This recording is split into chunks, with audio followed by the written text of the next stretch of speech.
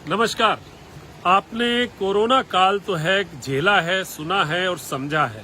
और अभी कुछ ही समय पहले एक रिसर्च आया था जो कि आईआईटी मंडी जो है वहाँ के साइंटिस्ट ने किया था।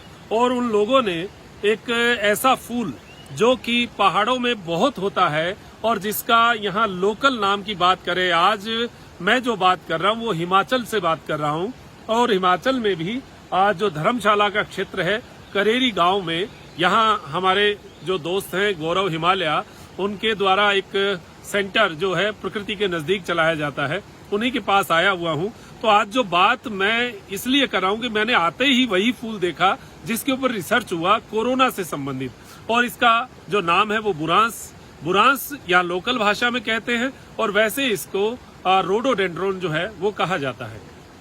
ये लोकल स्तर पर चटनी के रूप में इसकी चटनी बनाई जाती है और चटनी के रूप में इसको काम में लिया जाता है।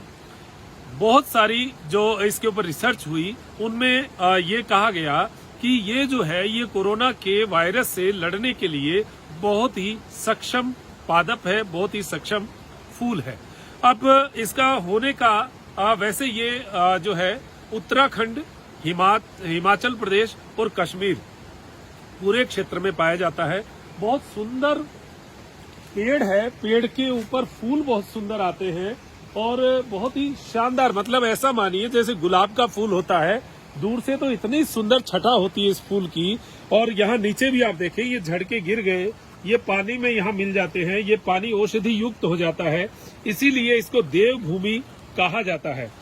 हमारे दोस्त गौरव हिमालय हैं हमारे साथ। गौरव बताइए, स्वागत है आपका बहुत बहुत। और बड़ा प्रकृति के नजदीक आप हमें लेकर आए हैं। ये नदी कौन सी है, क्या नाम है? ये गज नदी का एक भाग है। और जिस वृक्ष के नीचे हम खड़े हैं ये बुरांस रोडोडेंड्रोन, जैसा कि आपने ऑलरेडी बताई दी है सभी को। ये मार्च अप्रैल माह में अक्सर आता है और हिमालय क्षेत्रों में पाया जाता है। मध्य उच्च हिमालय लगभग 1500 मीटर से 3800 मीटर तक ये पाया जाता है। जब हम नीचे होते हैं लगभग 6000 फीट के लगभग, तो इसका वृक्ष बड़ा होता है और इसका जो कलर है ये रानी कलर होगा। और जैसे हाइट बढ़ती जाएगी, हाई एल्टीट्यूड बढ़ेगा, तो 9000 फुट के ऊपर ये थोड़ा पिंक और पर्पल शेड में कलर लाइट होता जाएगा। और ये बड़े वृक्ष से चलते चलते जब हाइट पर आप 10-11 हजार फीट तक पहुंच जाएंगे तो ये झाड़ी के रूप में बन जाएगा। और ये इसका जो फूल है जो अभी आपके हाथ में है, ये नेपाल का राष्ट्रीय फूल है। और ये राज्य वृक्ष है उत्तराखंड का राज्य वृक्ष है ये जी। और हिमाचल में पहाड़ों में एक आम वृक्ष है, हिमाचल का राज्य वृक्ष दूसरा है। पर पहाड़ों की, हिमालय की और धौलाधार की सुंदरता में ये चार चांद लगाता है, मुकुट के रूप में दिखता है। मुकुट के रूप में अगर हम दूर से देखें तो बहुत सारे पेड़ इतने सुंदर सुंदर लाल रंग के दिखते हैं और उनकी सुंदरता जो है वो हमें अपनी ओर खींचती है। और ये कलर बड़ा शानदार है।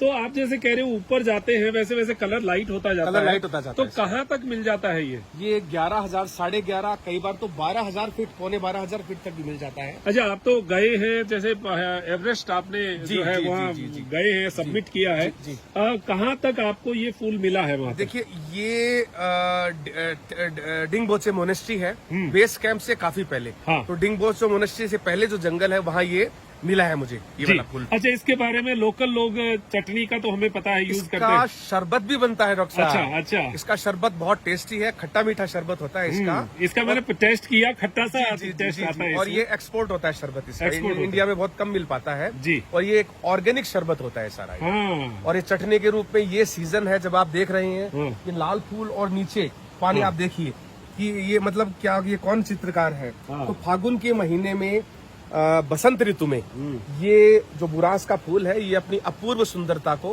बिखेरता है। वाकई में। तो आप अगर पहाड़ों में आए तो बुरांस के इस फूल का आनंद जरूर लीजिएगा, इसको जरूर देखिएगा। अगर इस समय, ये समय बहुत अच्छा है, इस समय में आपको ये मिलता है, यानी मार्च अप्रैल में। और मार्च अप्रैल ही पहाड़ों में आने का एक अच्छा समय जो है अप्रैल के बाद और जून से पहले माना जाता है। तो ये फूल आपको जब आएंगे तो शायद रास्ते में कहीं ना कहीं मिल जाएगा। तो एक परिचय था बुरांस के फूल के ऊपर। रिसर्च आया और जो आईआईटी मंडी के जो साइंटिस्ट हैं, जो वैज्ञानिक हैं, उन लोगों ने इस पे रिसर्च किया और हमारी इन प्रजातियों को बचाना भी हमें बहुत जरूरी है।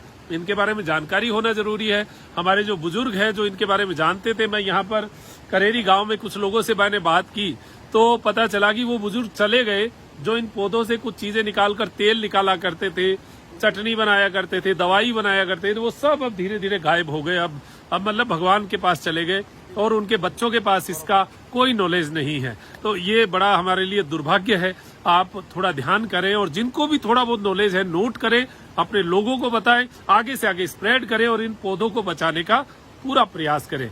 तो दीजिए इजाजत मुझे डॉक्टर मनोज योगाचार्य को त्रिनेत्र टीवी के लिए। और अब मैं त्रिनेत्र योग धाम नहीं कहूंगा, लेकिन एक हमारा योग का एक स्थान पहाड़ों के अंदर अगर कहें तो यहाँ बन सकता है। और गौरव हिमालय गौरव जो है वो मेरे भाई हैं और दोस्त हैं, बचपन के बाल सखा हैं।